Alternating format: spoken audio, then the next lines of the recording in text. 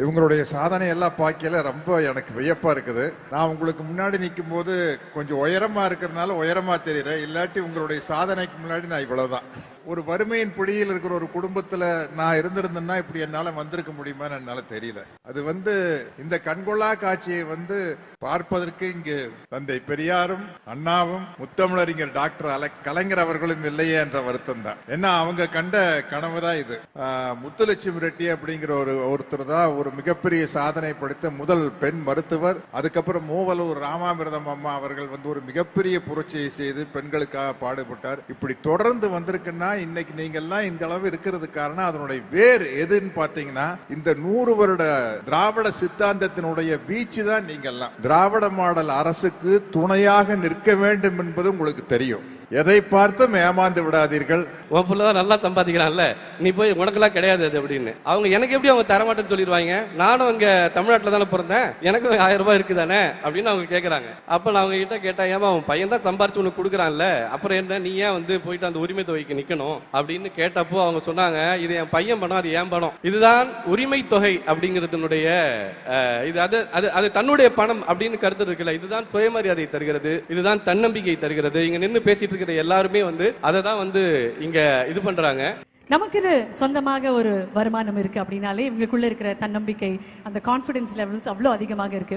ஆனா வேலையை கொடுப்பதே பெண்களுடைய ஒரு ரெஸ்பான்சிபிலிட்டி. ஆனா அவங்கள தொழில் முனைவோராக மாத்தினால் அது எவ்வளவு அழகாக இருக்கும் அப்படின்றதையும் ரொம்ப ரொம்ப ரொம்ப க்ளோஸாக வாட்ச் பண்ணது நம்மளுடைய தமிழ்நாட்டின் அரசு. அந்த வகையில தான் அடுத்தபடியாக இந்த மேடையில் நிறைய தொழில் முனைவோர்களை சந்திக்க போறோம். I'm going to request them to please join us on stage. வாங்க. ஆக்சுவலா இதோட அழகு என்ன அப்படின்னா, பெண்கள் வேலைக்கு போறது மட்டும் இல்லை, பெண்கள் வேலை கொடுக்கறதும் சரி. தமிழ்நாட்டில் மட்டும்தான் நிறைய தொழில் முனைவோர்கள், பெண் தொழில் முனைவோர்கள் உருவாயிருக்காங்க. அது குறிப்பாக இது எப்படி சாத்தியமாச்சு அப்படின்னா, மகளிர் சுய உதவி குழு அது எப்படி சாத்தியமானது அப்படின்னா, மகளிர் சுய உதவி குழு மூலமாக சாத்தியமாச்சு. மகளிர் சுய உதவி குழு நிறைய மாற்றங்களை கொண்டு வந்திருக்கு, நிறைய சாத்தியங்களை சாத்தியப்படுத்தியிருக்கு. எப்படி ஏற்படுத்திச்சு அப்படிங்கிறத நெகிழ்வான கதைகளை அந்த பெண்கள் மூலமாகவே நம்ம கேட்கலாம். பொதுவாகவே நம்மளுடைய மகளிர் சுய உதவி குழு அப்படின்னு சொன்னா நம்ம ஊர் பக்கத்துல ஒரே கலர் சாரி போட்டுக்கிட்டு சின்ன சின்ன கிராமங்கள்ல சின்ன சின்ன குட்டி குட்டி ஊர்கள்ல ஒரு விஷயம் பண்ணிக்கிட்டே இருப்பாங்க அப்படின்னு யோசிப்போம். ஆனா பெரிய பெரிய பிசினஸஸே இவங்களால தான் இன்னைக்கு ஓடிக்கிட்டு இருக்கு அப்படின்னா அது சொல்லும் பொழுதே வியப்பாக இருக்கு. இப்போ ஒருத்தர்கிட்ட நம்ம பேச போறோம். முதல்ல ஸ்டார்ட் வித் மாலா. சொல்லுங்க மாலா. இருக்கீங்களா மாலா? மைக். ஆக்சுவலா ஸ்டேஜ்ல நிக்க இடம் இல்ல, அவ்வளவு தொழில் முனைவர்கள் உருவாக்கி இருக்கோம் நம்ம. என் பேர் மாலா, நான் செங்கல்பட்டு மாவட்டம் மதுராந்தகத்துலேருந்து வரேன். நான் ஒரு நார்மலான ஒரு குடும்பம் தான். எனக்கு எதுவும் செய்ய தெரியாது. அவர் கூலி தொழிலாளி. நான் ஏதோ ஒன்று பண்ணணும், என் பையனையும் பார்த்துக்கணும் அப்படின்னும் போது தான் நான் ஒரு மாடு ஒன்று பிடிச்சேன். அதில் என்ன பண்ண முடியும், அதில் வர பால் என் பையனுக்கு கொடுப்பேன், மிச்சம் என் வீட்டுக்கு யூஸ் பண்ணிப்பேன். இப்போ தான் தெரிஞ்சது தமிழ்நாடு முதல்வர் மூலிமா வெற்றி நிச்சயம்ன்ட்டு ஒரு 20 நாள் பயிற்சி கொடுக்குறாங்க இலவசமாக அப்படின்னு. அதில் போய் நான் சேர்ந்தேன். அது வெற்றி நிச்சயம், அது எப்படி வச்சாங்கன்னு எனக்கு தெரியாது. என் வாழ்க்கைக்கு ரொம்ப வெற்றி நிச்சயமாக இருந்தது. அதில் மாடு ஆடுங்களை எப்படி வாங்கணும், எப்படி அதை பராமரிக்கணும், அதுக்கு நோய்வாய்ப்பட்டால் என்னென்ன செய்யணும், எல்லாமே 20 நாள் பயிற்சி தான். ஆனால் அது 2 வருஷம் பயிற்சி மாதிரி கொடுத்தாங்க எனக்கு. அந்த 20 நாள் பயிற்சியிலே 20 நாள் சாப்பாடும் கொடுத்து அது எல்லாமே ஊக்கத்தொகைன்னு ஒன்று கொடுத்தாங்க. அந்த ஊக்கத்தொகையில் தான் நான் ஒரு 30-40 கோழி வாங்கினேன். அது மூலிமா டெய்லி எனக்கு வருமானம் வருது. அது போடுற முட்டையிலேருந்து நான் இன்னைக்கு ஒரு 10 மாடு வச்சுருக்கேன். ஒரு 100 ரூபாய் என்ன பண்ணலாம் அப்படின்றது எனக்கு ஒரு யோசனையில் இருந்தேன். நான் இன்னைக்கு 400 ரூபாய் 500 ரூபாய் ஒரு நாளைக்கு வருமானம் பண்ணுறேன். இது இல்லாமல் நான் காலையில் ஒரு 40 லிட்டரு, சாயந்தரம் ஒரு 30 லிட்டரு பால் ஊற்றுறேன். இது மூலிமா எனக்கு மாத வருமானம் வருது. அவங்க என்ன சொல்லி கொடுத்தாங்கன்னா, மதிப்பு கூட்டல்னு ஒன்று சொல்லி கொடுத்தாங்க. அந்த பால்லேருந்து நீங்கள் வீட்டிலேருந்து எதனா செய்யலாமா அப்படின்னு. அந்த மதிப்பு கூட்டலேருந்து நான் என்ன பண்ணேன்னா பன்னீர் தயாரித்தேன். அது எனக்கு உள்ளே இருக்கிறவங்களுக்கே நான் சேல் பண்ணேன். அது மூலிமா ஒரு வருமானம் எனக்கு வந்துச்சு. இந்த மாதிரி நிறைய ஒரு என் குழந்தைக்கு எதனா வாங்கி கொடுக்கணும், இன்னைக்கு 50 ரூபாய்க்கு என்ன பண்ணலாம் வழி அப்படின்ற ஒரு யோசனை இருந்துச்சு எனக்கு. ஆனால் இன்னைக்கு நான் ஒரு நாளைக்கு 400 ரூபாய் 500 ரூபான்றது டெய்லி வருமானம் சம்பாதிக்கிறேன். எல்லாரும் படிக்கிறாங்க, அப்புறம் வேலைக்கு போகிறாங்க, அப்புறம் சம்பாதிக்கிறாங்க. இன்னைக்கு எனக்கு மாசானா வந்து 40,000 50,000 நான் வருமானம் சம்பாதிக்கிறேன் பால் மூலியமா மட்டுமே. இது யாரும் நம்ப மாட்டாங்க, இது நிதர்சனமான உண்மை. அதுக்கு நான் இருக்கேன். இது மாதிரி நிறைய பயிற்சி இருக்கு. நான் வந்து படிக்கல, 10வது தான் படிச்சிருக்கேன். 10வது படிச்சிருந்தாலும் நான் இவ்வளோ வருமானம் பண்ண முடியும், என்னால் இவ்வளோ சம்பாதிக்க முடியும் அப்படின்றது நான் கனவுல கூட நினச்சி பார்த்தது இல்லாத ஒரு விஷயம் இது எனக்கு. அந்த அளவுக்கு எனக்கு வந்து இந்த 20 நாள் பயிற்சி மட்டுமே கொடுத்தது. அந்த அளவுக்கு 20 நாள் டாக்டருங்க வந்து 20 நாளுமே நல்ல பயிற்சி கொடுத்தாங்க. அந்த பயிற்சி மூலியமால தான் எனக்கு இது வந்துச்சு. இந்த மாதிரி நிறைய பயிற்சி இருக்கு. நான் எப்படி மாறினேன் அந்த மாதிரி எல்லாரும் தெரிஞ்சு மாறுங்க. நம்ம வந்து படிக்கல, நம்ம ஒன்று பின்னாடி இருக்கணும், நம்ம வந்து வேலைக்கு போகணும். நான் என் குழந்தையும் பார்த்துக்கிறேன், நல்ல வருமானம் சம்பாதிக்கிறேன். இன்னைக்கு நான் நல்ல நிலைமையில இருக்கிறேன்னா அந்த 20 நாள் பயிற்சி மட்டும்தான், வேற எதுவுமே நான் சொல்ல முடியாது. அது எப்படி சொல்றதுன்னு எனக்கு தெரியல. இது எல்லாருமே பார்த்து தெரிஞ்சுக்கோங்க. நீங்களும் இதில் பயனடையணும்னு நான் விருப்பப்படுறேன். இது மட்டும் இல்லாமல் நான் இன்னும் முன்னாடி போயிட்டு நான் ஒரு ஃபார்ம் வச்சு எல்லாருக்கும் ஒரு முன்னுதாரணமாக இருக்கணும்.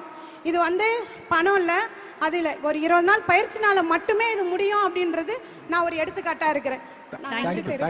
நன்றி நன்றி. வெண்ணிலா எங்க இருக்கீங்க? வெண்ணிலா வாங்க. வெண்ணிலா மறைஞ்சிருக்கலாமா? என் பேர் வெண்ணிலா. கடலூர் டிஸ்ட்ரிக்ட்லேருந்து ஒரு ஆதனம்னு ஒரு குட்டி பஞ்சாயத்து, ஒரு குட்டி ஊர், அந்த ஊர்லேருந்து வந்திருக்கிறேன். எல்லாரும் சொல்கிற மாதிரி படிக்காமல் இருக்கிறேன் அப்படி வேலை அப்படிலாம் நான் இல்லை. எம்சிஏ முடிச்சிருக்கேன்.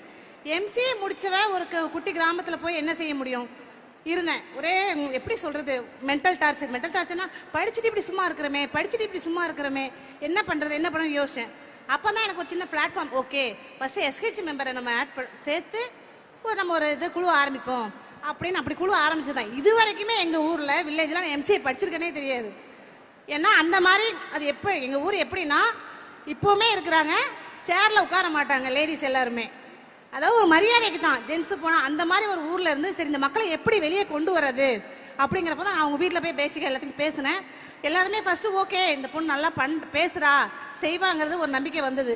அதுக்கப்புறம் நான் செஞ்சேன். என்ன செய்யலாம்னு யோசிச்சுட்டு இருக்கிறப்ப தான் 2023 இன்டர்நேஷ்னல் மில்லட் இயர்னு சொல்கிறப்போ எனக்கு வந்து கலைஞரோட 100ஆண்டு விழாவும் அப்போ வந்தது. அப்போ சிதம்பரத்தில் வந்து ஒரு குக்கிங் காம்படிஷன் வச்சாங்க. அதில் வந்து டிஸ்ட்ரிக்ட் லெவலில் ஃபஸ்ட் ப்ரைஸ் வாங்கினேன். அதான் என்னோட ஃபஸ்ட்டு பிளாட்ஃபார்மே. அந்த இடத்துல இருக்கிறப்ப தான் ஓகே என்னோட மக்களை கூட்டிகிட்டு போய் வெளியே 8 பேரை நான் கூட்டிகிட்டு போயிருந்தேன். ஃபஸ்ட் ப்ரைஸ் வாங்கல, அவங்களுக்கு ஒரு இன்ஸ்பிரேஷன், ஆஹா நம்ம ஊரை விட்டு வெளியே வந்திருக்கிறோம். ஃபஸ்ட் ப்ரைஸ் உடனே எல்லாருக்கும் எங்கள் ஊரில் எல்லாருக்கும் தெரிய ஆரம்பிச்சிது. பரவாயில்ல மினிஸ்டர் கையால் கலெக்டர் கையால் இவங்க ப்ரைஸ் வாங்குறாங்கன்னொடனே ஓகே மக்கள் அவங்க வீட்டில் எல்லாரும் அலோவ் பண்ணாங்க. சரி ஓகே நம்ம வந்து லைவ் கிச்சன் தானே பண்ணுறோம் குக்கிங்கில், இதை வந்து மக்களுக்கு வருமானம் வர மாதிரி என்ன பண்ணலாம் அப்படி யோசிக்கிறப்ப தான் சரி ஓகே மில்லட் இயருங்கனால மில்லட்ஸ்லேயே நம்ம வந்து லட்டு ஸ்வீட் ஐட்டம் கார ஐட்டம் எல்லாமே நான் பண்ணினேன். பண்ணுறப்ப தான் ஓகே மக்களுக்கு வேலைவாய்ப்பு கொடுப்போம் அப்படின்னு பண்ணிட்டு இருக்கிறப்ப தான் சரி ஓகே நம்மளாம் வேலைவாய்ப்பு கொடுக்கணும் எல்லாம் செய்கிறோம். ஆனால் அதை வந்து மார்க்கெட்டிங் பண்ணுறதுக்கு நமக்கு ஒரு பிளாட்ஃபார்ம் இல்லை. ஓகே மார்க்கெட்டிங் பண்ணால் என்ன பண்ணலாங்கிறப்ப அப்போ தான் டெப்டி சிஎம்லாம் எங்களுக்கு கடலூரில் சென்ட் ஜோசப் ஸ்கூலுக்குலாம் வருவோம். அப்போ வர்றப்போ தான் ஒரு சின்ன இன்சிடென்ட் தான். நாங்கள் சூப்பு இப்போ ஹெர்பல் சூப் அது வந்து 10 ரூபாய்க்கு சேல்ஸ் பண்ணுவோம். எல்லாருமே வருவாங்க வாங்குவாங்க.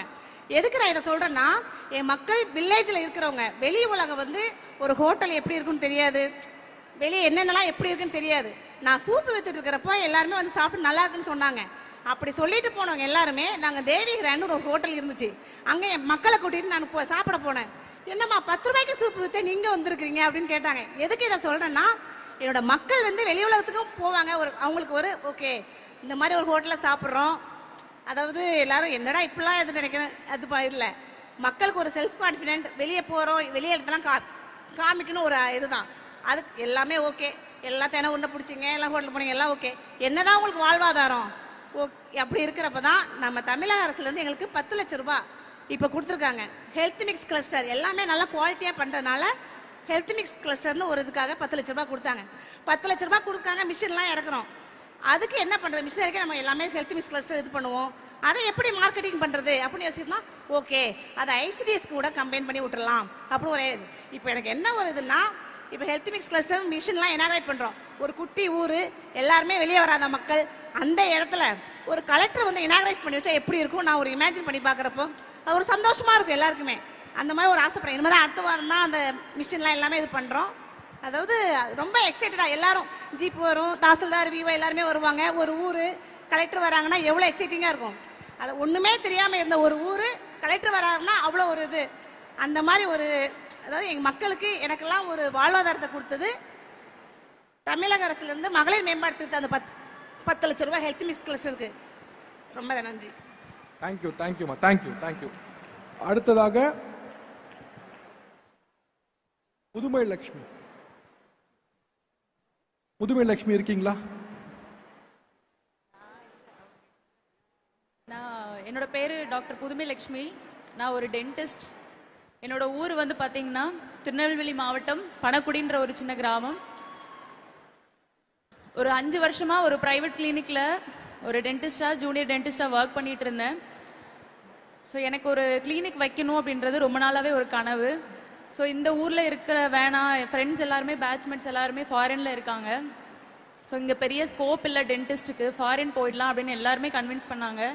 பட் எனக்கு என்னோட ஊர் ரொம்ப பிடிக்கும். ஸோ சொந்த ஊரில் கிளினிக் வைக்கணும் அப்படின்றது ரொம்ப நாளாகவே ஒரு கனவு. ஸோ இதுக்காகவே நிறைய பேங்க்குக்கு பர்சனல் லோன்னு ரொம்ப அலைஞ்சேன். அப்போது என் ஹஸ்பண்ட் வந்து திருநெல்வேலியில் டிக் ஆஃபீஸ் இருக்குது, போய் ட்ரை பண்ணி பாருன்னு சொன்னாங்க. அங்கே நேராக போனேன், பெரிய ஸ்கோப்லாம் இல்லை. ஸோ போய் அப்ளிகேஷன் ஃபார்ம் ஃபில் பண்ணி கொடுத்துட்டு வந்தேன். எனக்கு கால் பண்ணாங்க, இந்த மாதிரி உங்களுக்கு லோன் கொடுக்கறதுக்கு நாங்கள் ரெடி அப்படின்னு சொல்லி. ஸோ எல்லாம் ரெடி ஆனதுக்கப்புறமா 26 lakhs எனக்கு லோன் வந்து சேங்ஷன் ஆச்சு. வித் 6.38 lakhs வந்து சப்சிடி கொடுத்தாங்க. இப்போ ஒரு 1 year-ஆக நான் கிளினிக் ரன் பண்ணிட்டு இருக்கேன் என்னோட சொந்த ஊர் திருநெல்வேலியில். எனக்கு நல்ல ஒரு டேலண்ட் இருக்குன்னு எனக்கும் தெரியும். நானும் க்ரோ ஆவேன், என்னோட கிளினிக்கும் க்ரோ ஆகும். செகண்ட் பிரான்ச் ஓப்பன் பண்ணணுன்றது என்னோட கனவு. ஸோ இப்போ நான் வாங்குற ரெவன்யூ பெர் மந்த் ஒரு 1.5 to 2 lakhs வரைக்கும் ரெவன்யூ வருது. இதை வச்சு எனக்கு என்னோட 2 ஸ்டாஃப்ஸுக்கு நான் சம்பளம் கொடுத்துட்ருக்கேன். என்னோட லோன் ரீபேமெண்ட் பண்ணிகிட்டு இருக்கேன். ரெண்டலில் தான் நான் வந்து இப்போது கிளினிக் போட்டிருக்கேன், அதுவும் சேர்த்து தான் நான் பண்ணிகிட்டு இருக்கேன். அது போக எனக்கு வீட்டு செலவு, என் குழந்தைக்கு ஸ்கூல் ஃபீஸ் எல்லாமே நான் தான் பார்த்துட்ருக்கேன். ஸோ இந்த ஸ்கீம் வந்து டிக் ஆஃபீஸில் நீட் ஸ்கீமில் தான் நான் போட்டேன். என்ன மாதிரி ஒரு கிளினிக் வைக்கணும்னு நினைக்கிறவங்க எந்த டென்டிஸ்டாக இருந்தாலுமே இந்த ஸ்கீம் யூஸ்ஃபுல்லாக இருக்குது, யார் வேணாலும் யூட்டிலைஸ் பண்ணிக்கலாம். Thank you. Thank you doctor, thank you very very much. And நீங்கள் எல்லாம் மேடையில் இருக்க இந்த அழகிய தருணத்தில் இந்திய திரையுலகத்தின் most celebrated actor dear Sathyaraj sir அவர்களை மேடைக்கு அன்புடன் அழைக்கிறோம் ஒரு சில வார்த்தைகள் பேசுவதற்காக. கூடவே அடுத்த சிறப்பு விருந்தினராக தன்னோட எல்லா படைப்புகளையும் சமூக கருத்து கண்டிப்பாக இருக்கணும், கண்டிப்பாக பொலிட்டிக்கல் கரெக்ட்னஸோட தான் படம் எடுக்கணும்னு அதே லட்சியத்தோட தொடர்ந்து தனது திரைப்படைப்புகளை கொடுத்து கொண்டிருக்கூடிய இயக்குனர் திரு ஞானவேல் அவர்களையும் அன்போடு மேடை கலைக்கின்றோம். தமிழ்நாட்டின் அரணாக, கேடயமாக, கவசமாக விளங்கி கொண்டிருக்கும் தமிழ்நாடு முதலமைச்சர் மாண்புமிகு ஸ்டாலின் அவர்களுக்கும், அவருடன் தோளோடு தோள் நின்று போர்ப்படை தளபதியாக விளங்கும் துணை முதலமைச்சர் உதயநிதி ஸ்டாலின் அவர்களுக்கும், மற்றுமுள்ள அமைச்சர் பெருமளுக்கும், சட்டமன்ற உறுப்பினர்களுக்கும், அதிகாரிகளுக்கும், மக்கள் அனைவருக்கும் என்னுடைய முதல்கண் வணக்கத்தை தெரிவித்துக் கொள்கிறேன். இவங்களுடைய சாதனை எல்லாம் பார்க்கல ரொம்ப எனக்கு வியப்பா இருக்குது. நான் உங்களுக்கு முன்னாடி நிற்கும் போது கொஞ்சம் உயரமா இருக்கிறதுனால உயரமா தெரியுறேன், இல்லாட்டி உங்களுடைய சாதனைக்கு முன்னாடி நான் இவ்வளவுதான். இவ்வளவு பெரிய வெற்றி, உங்களுடைய வாழ்க்கை பிரச்சனைகள் எல்லாம் சொல்லும் போது எனக்கே ரொம்ப வியப்பா இருக்குது, அதிசயமா இருக்குது. எந்த அளவுக்கு மனதைரியத்தோட நீங்க உறுதியோட வாழ்க்கையில உழைச்சிருந்தீங்கன்னா இந்த அளவுக்கு வந்திருக்க முடியும் அப்படின்னு நினைக்கிறேன். ஏன்னா எனக்கு இது புரிஞ்சுக்க முடியல. நான் வந்து கொஞ்சம் வசதியான குடும்பத்தினுடைய பின்புலத்திலிருந்து வந்ததுனால உங்க கஷ்டங்களை எல்லாம் நேரில் பார்த்து தெரிஞ்சுக்க முடியாது. நீங்க சொல்லும் போது எனக்கு வந்து வியப்பா இருக்குது, எப்படி இந்த அளவுக்கு தைரியமா வந்து இந்த மாதிரி ஒரு வறுமையின் பிடியில் இருக்கிற ஒரு குடும்பத்துல நான் இருந்திருந்தேன்னா இப்படி என்னால வந்திருக்க முடியுமான்னு என்னால தெரியல. அது வந்து இந்த கண்கொள்ளா காட்சியை வந்து பார்ப்பதற்கு இங்கு தந்தை பெரியாரும் அண்ணாவும் முத்தமிழறிஞர் டாக்டர் கலைஞர் அவர்களும் இல்லையே என்ற வருத்தம் தான். ஏன்னா அவங்க கண்ட கனவு தான் இது. உங்களுக்கு தெரியாது, இது வந்து இதனுடைய திராவிட மாடல் அரசு, திராவிட சித்தாந்தத்திற்கும் உங்களுக்கு எல்லாத்துக்கும் கடவுள் நம்பிக்கை இருக்கும், அது தனி விஷயம். ஆனா உங்களுடைய முன்னேற்றம் என்பது இந்த திராவிட சித்தாந்தத்திலிருந்து தான் ஆரம்பிக்குது. அது 100 வருஷத்துக்கு முன்னாடி நீதி கட்சி காலத்திலிருந்து ஆரம்பிச்ச விஷயம். முத்துலட்சுமி ரெட்டி அப்படிங்கிற ஒருத்தர் தான் ஒரு மிகப்பெரிய சாதனை படைத்த முதல் பெண் மருத்துவர். அதுக்கப்புறம் மூவலூர் ராமாமிர்தம் அம்மா அவர்கள் வந்து ஒரு மிகப்பெரிய புரட்சியை செய்து பெண்களுக்காக பாடுபட்டார். இப்படி தொடர்ந்து வந்திருக்குன்னா இன்னைக்கு நீங்கள்லாம் இந்த அளவு இருக்கிறது காரணம் அதனுடைய வேர் எதுன்னு பார்த்தீங்கன்னா இந்த 100 வருட திராவிட சித்தாந்தத்தினுடைய வீச்சு தான் நீங்கெல்லாம். இது நீங்க உங்களுக்கு தெரிஞ்சவங்க கிட்ட கேட்டு தெரிஞ்சுக்கங்க. என்ன நம்ம அந்த வேர்களை நாம புரிஞ்சுக்கிட்டாதான் நாம எந்த அளவுக்கு இந்த திராவிட மாடல் அரசுக்கு துணையாக நிற்க வேண்டும் என்பது உங்களுக்கு தெரியும். எதை பார்த்தும் ஏமாந்து விடாதீர்கள், சாதனைகளின் பக்கம் நில்லுங்கள் என்று கூறி என்னுடைய உரையை முடிக்கிறேன். நன்றி, வணக்கம். நன்றி sir. Thank you so much. Gnanavel sir. எல்லாருக்கும் வணக்கம். சரி, வெல்லும் பெண்கள் அப்படிங்கிற நிகழ்ச்சிக்கு போறோமே. திராவிட இயக்கம் பெண்களுடைய முன்னேற்றத்துக்கு என்ன பண்ணியிருக்குன்னு படிக்கலான்னு நேற்று நைட்டு உட்காந்தேன். கிட்டத்தட்ட ஒரு 4.5 மணி நேரம் போயிடுச்சு படிக்கிறதுக்கே. கிட்டத்தட்ட நீதி கட்சி இயக்கத்திலிருந்து இன்னைக்கு இருக்கிற திராவிட மாடல் அரசு வரைக்கும் பெண்கள் முன்னேற்றத்திற்காக என்ன பண்ணியிருக்காங்கிறத பட்டியல் போட ஆரம்பிச்சா அது ஒரு மணி நேரத்துக்கு குறையாத வெறும் பட்டியல் மட்டுமே வாசிக்கணும்.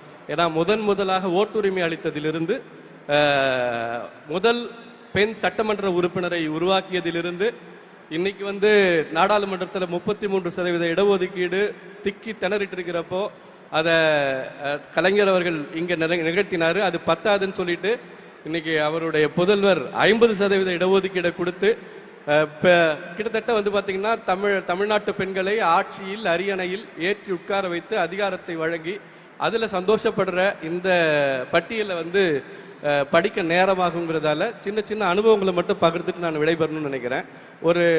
ஒரு முக்கியமான ஒரு விஷயத்தை இந்த இடத்துல பகிர்ந்துக்கணும்னு தோணுது.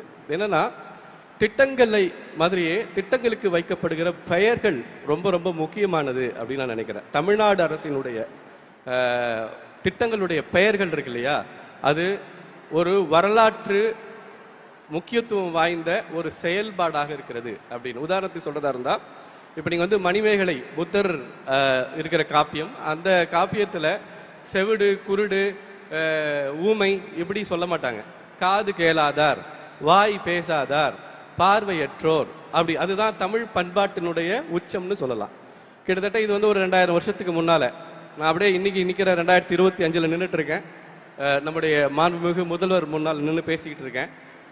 இங்கே இவர்கள் வைக்கிற திட்டத்தினுடைய பெயர்களை நீங்க பாருங்க.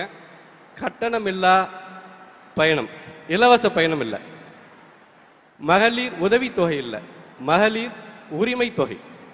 ஏன் அது அந்த வார்த்தை ரொம்ப முக்கியமானது அப்படின்னு எடுத்துக்கிட்டா, என் நண்பரோட வீட்டுக்கு நான் போயிருந்தப்போ நடந்த ஒரு உரையாடல் ரொம்ப சுவாரஸ்யமா இருந்தது. அதை பகிர்ந்துக்கணும்னு நினைக்கிறேன் அந்த மேடையில். என்னன்னா என் ஃப்ரெண்டோட அம்மா இந்த மகளிர் உரிமை தொகையை வாங்குறதுக்கு போராடிட்டு இருக்காங்க, சண்டை போட்டுட்டு இருக்காங்க. நான் வாங்குவேன்னு பையன் தடுக்கிறான். ஏமா, அது கஷ்டப்படுறவங்களுக்கு கொடுக்குறது, உன் பிள்ளை தான் நல்லா சம்பாதிக்கிறான்ல, நீ போய் உனக்கெல்லாம் கிடையாது அது அப்படின்னு. எனக்கு எப்படி அவங்க தரமாட்டேன்னு சொல்லிடுவாங்க? நானும் இங்கே தமிழ்நாட்டில் தானே பிறந்தேன், எனக்கும் 1000 ரூபாய் இருக்குதானே அப்படின்னு அவங்க கேட்குறாங்க. அப்போ நான் அவங்க கிட்ட கேட்டேன், ஏமா அவன் பையன் தான் சம்பாரிச்சு உனக்கு கொடுக்குறான்ல, அப்புறம் என்ன நீ ஏன் போயிட்டு அந்த உரிமை தொகைக்கு நிற்கணும் அப்படின்னு கேட்டப்போ அவங்க சொன்னாங்க, இது என் பையன் பணம், அது ஏன் பணம், இதுதான் உரிமை தொகை அப்படிங்கிறதுனுடைய இது அது அது அது தன்னுடைய பணம் அப்படின்னு கருத்து இருக்குல்ல, இதுதான் சுயமரியாதை தருகிறது, இதுதான் தன்னம்பிக்கை தருகிறது. இங்க நின்று பேசிட்டு இருக்கிற எல்லாருமே அதை தான் இங்க இது பண்றாங்க. நான் அதே மாதிரி பார்த்தீங்கன்னா வெற்றி நிச்சயம், வாழ்ந்து காட்டுவோம் இப்படின்னு நீங்க ஒரு திட்டத்துக்கு பெயர் வைக்கலாம். நீங்க எங்க இருந்து வரீங்க? நான் வெற்றி நிச்சயம் திட்டத்துல இருந்து வரேங்க அப்படின்னு சொல்றப்ப தர பிரைட் இருக்குல்ல. பிள்ளைக்கு பேர் வைக்கிற மாதிரி திட்டங்களுக்கு பேர் வைக்கிற தமிழ்நாடு அரசை நான் இந்த இடத்துல ரொம்ப ரொம்ப ரொம்ப மனமும், ஏன்னா அது ரொம்ப முக்கியமானது, அது ஒரு அடையாளம். நான் வாழ்ந்து காட்டுவோம் திட்டத்திலிருந்து வரேன் அப்படின்னு சொல்றது சாதாரண விஷயம் இல்லை. நீங்க எங்க இருந்து வரீங்க? வாழ்ந்து காட்டும் திட்டத்திலிருந்து வரேங்க. அந்த சொல்லே உங்களுக்கு ஒரு பாசிட்டிவான ஒரு எனர்ஜியை கொடுக்கும், ஒரு தன்னம்பிக்கை கொடுக்கும். அந்த வகையில பார்க்கிற பொழுது திட்டங்கள் எவ்வளவுக்கு எவ்வளவு சிறப்பானதாக இருக்கிறதோ அதே போல திட்டங்களுக்கு வைக்கப்படுகிற பெயர்களுக்கு பின்னால ஒரு பேர். ஏன்னா நாம் இங்க ஊனமுற்றோன்னு சொல்றது, மாற்றுத்திறனாளின்னு சொல்றது சாதாரண விஷயம் இல்லை. அது ரொம்ப ரொம்ப முக்கியமான ஒரு பண்பட்ட சமூகத்தினுடைய ஒரு வெளிப்பாடு. ஒரு தமிழ்நாடு இன்னொரு ரொம்ப முக்கியமான விஷயம் நான் முடிக்கிறதுக்கு இடமா வைக்கிறது என்னன்னா, இப்போ இந்த திட்டங்கள் எல்லாம் தமிழ்நாடு எவ்வளவு முன்னேறியது அப்படிங்கிறதோ, தமிழ்நாட்டில் இதனால என்ன வளர்ச்சி பெற்றது அப்படிங்கிறதோ, அந்த பேச்செல்லாம் எனக்கு தெரிஞ்சு ஒரு 2 வருஷத்துக்கு முன்னால முடிஞ்சிருச்சுன்னு நினைக்கிறேன். இப்போ வந்து பார்த்தீங்கன்னா தமிழ்நாட்டினுடைய திட்டங்கள் இந்தியாவினுடைய மற்ற மாநிலங்களுக்கு எப்படி ஒரு பெஞ்ச் மார்க்கா மாறுது அப்படிங்கறத பத்தி நம்ம பேச வேண்டிய இடத்துல இருக்கோம். ஏனால் இங்க இருக்கக்கூடிய கட்டணமில்லா பயணம் பக்கத்தில் இருக்கிற கர்நாடகாவுக்கு போகுது, அதுதான் தேர்தல் அறிக்கை திட்டமா மாறுது. அதே மாதிரி இங்கே பயன்படுத்தக்கூடிய அத்தனை திட்டங்களும் வந்து பாத்தீங்கன்னா வட இந்திய மாநிலங்கள் வரைக்கும் வந்து பரவிக்கிட்டு இருக்கு. ஒரு ட்ரெண்ட் செட்டரா ஒரு பெஞ்ச் மார்க்கை உருவாக்கி கொண்டிருக்கக்கூடிய தமிழ்நாடு அரசின் அது கூட பாருங்க, தமிழக அரசு தான் முன்னால சொல்லிட்டு இருந்தேன், இப்ப பாருங்க தமிழ்நாடு அரசு தான் வாயிலே வருது, தமிழக அரசு கூட வரமாட்டேங்குது. நான் இந்த வார்த்தை எவ்வளவு முக்கியமானது, இந்த சொல் அரசியல் எவ்வளவு, திராவிட இயக்கம் என்றாலே பேச்சு அப்படின்னு ஒரு கருத்தை வந்து கேலியாகவும் கிண்டலாகவும் சொல்லுவாங்க. ஆனால் நாம் உரத்து சொல்ல வேண்டியது, இங்கு பேச்சே அரசியல் தான். இங்கு பேச்சே நாம் வந்து பேச்சுரிமையே ஒரு பெரிய அரசியலை இங்கே கொண்டிருக்கிறது. அந்த வகையில் பார்க்கிற பொழுது திட்டங்களுக்கு வைக்கக்கூடிய பெயர்களுமே கூட தன்னம்பிக்கையை தரக்கூடியதாகும். அந்த திட்டமே உங்களுக்கு ஒரு பாசிட்டிவ் எனர்ஜியை கொடுக்கும். அத்தகைய ஒரு தொலைநோக்கு சிந்தனைகளோடு இந்த விஷயங்களை செய்வதோடு தமிழ்நாட்டிற்கு மட்டுமல்ல இந்தியாவிற்கே வழிகாட்டக்கூடிய மகளிர் முன்னேற்ற சிந்தனைகளை திட்டங்களை கொண்டு வருகிற தமிழ்நாடு அரசுக்கும் இந்த திட்டத்தில் இருந்து பின்னால் இயங்கிட்டு இருக்கிற எத்தனையோ அதிகாரிகள் எனக்கு நேரடியாக தெரியும்.